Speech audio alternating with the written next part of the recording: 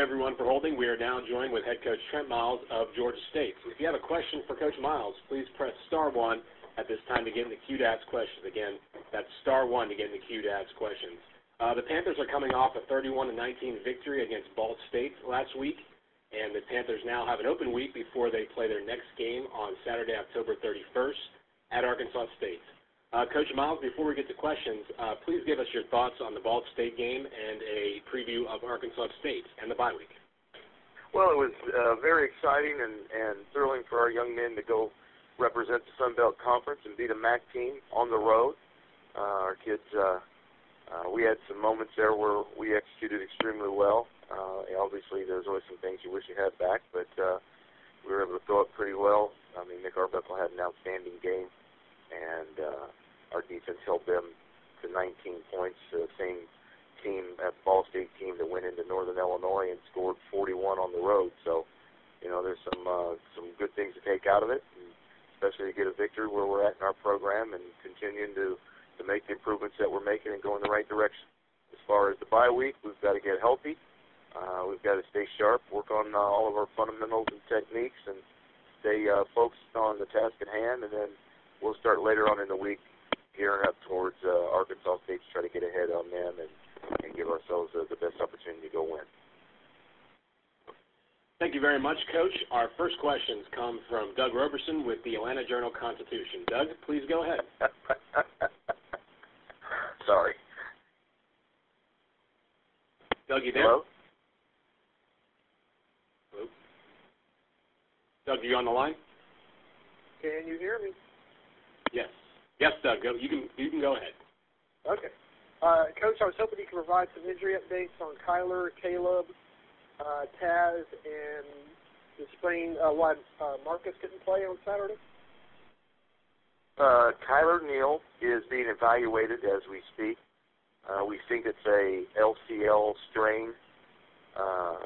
Don't know how many weeks that will be.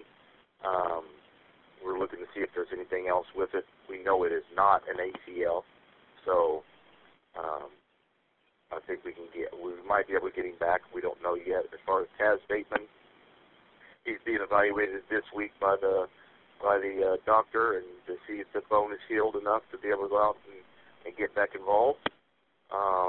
Who else did you ask me about? Caleb Ringer should be back by the next game.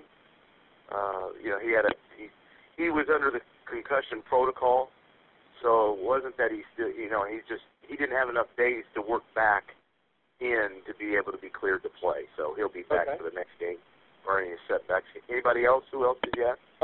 Caffey? Marcus Caffey is, at this time in our program, is focusing on academics.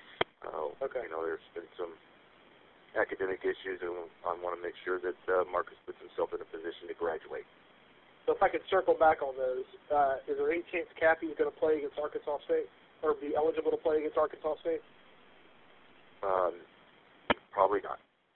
Okay. And when you said that you hope that Kyler is able to come back, you mean for the season or for the Arkansas State game? For both. Okay. I mean, again, we don't know the extent of anything else. You know, he's got to get in, and they're taking him over today to evaluate it even further. Okay. Do I have more time? Is there someone else who wants to ask the question? You have more time. You Doug. Yeah. Okay. You know, you had DeMarcus in there. You had another guy in there, but there was really no room to run. How do you try to get that fixed before the Arkansas State game? Well, it's got to start up front. You know, we've got to get back to basics and fundamentals and find a way to be able to get some movement up there and get everybody going in the right direction and to the right guys. So I know Coach Edwards taking it pretty personal, and he's not real happy right now. He's happy with the win, but again, he's not real happy with the way we ran the ball. Nobody is, and we've just got to get back to working at it. Continue to get better and keep working and keep pushing these guys. When you say that they're find a way to get going in the right direction and on the right guys, does that mean that there's just some confusion in the blocking scheme or lack of communication, or what is that? No, I think what happens is Sometimes a guy gets beat across his face. It's not the scheme. It's not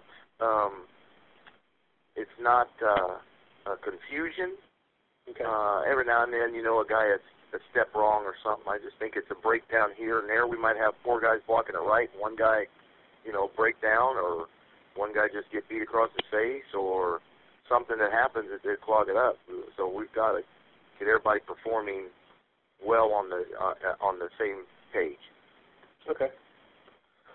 All right. Thank you. Okay.